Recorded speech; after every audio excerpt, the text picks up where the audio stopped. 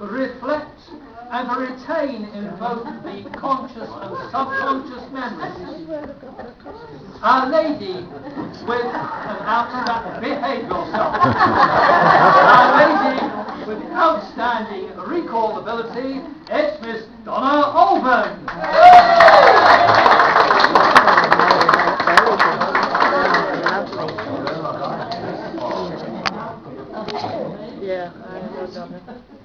It happened one day at the year's white end.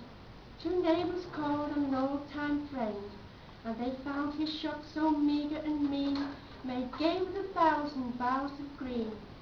And Conrad was sitting with face ashine, when he suddenly stopped as he stitched a twine, and said, "Old friend, at dawn today, when the cock was crowing the night away, the Lord appeared in a dream to me, and said, I am coming your guest to be. So I've been busy with feet astir, strewing my shop with branches of fir. The table is spread, and the kettle is shined, and over the rafters holly is twined. And now I will wait for my Lord to appear, and listen closely, so I will hear his step as he nears my humble place. And I open the door and look in his face." So his friends went home and left Conrad alone, for this was the happiest day he had known.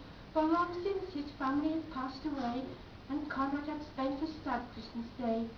But he knew the Lord as his Christmas guest. This Christmas would be the dearest and best, and he listened with only joy in his heart. And with every sound he would rise to the star, and look for the Lord to be standing there, in answer to his earnest prayer. So he went to the window after hearing the sound, but all that he saw on the snow-covered ground was a shabby beggar whose shoes were torn, and all of his clothes were ragged and worn. And Conrad was touched and went to the door, and he said, "Your feet must be frozen and sore, and I have some shoes in my shop for you, and a coat that will keep you warmer too." So with grateful heart the man went away, but as Conrad noticed the time of day, he wondered what made the dear Lord so late, and how much longer he would have to wait. And he heard a sound and ran to the door, but it was only a stranger once more, a bent-over crone in a shawl of black, a bundle of faggots piled on her back. She asked for only a place to rest, but that was reserved for Conrad's great guest. But her voice seemed to plead, "Don't send me away, let me rest for a while on Christmas Day." Again So Conrad brewed her a steaming cup, and told her to sit at his table and sup. But after she left, he was filled with dismay, for he saw that the hours were passing away, and the Lord hadn't come as he said he would.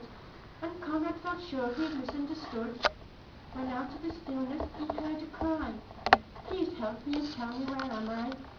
Again he opened his friendly door, and stood disappointed as twice before.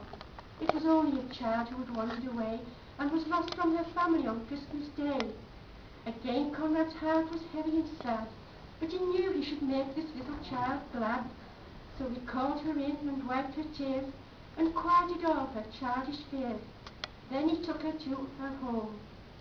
But when he reached his own darkened door, he knew that the Lord was not coming today, for the hours of Christmas had passed away. So he went to his room, and he knelt down to pray. And he said, "Dear Lord, why did you delay? What kept you from coming to call on me? For I wanted so much your face to see." And soft in the silence a voice he heard, "Lift up your head, for I kept my word. 3 times my shadow crossed your floor. 3 times I came to your lonely door. For I was the beggar with bruised cold feet. I was the woman you gave to eat. And I was that child on the homeless street."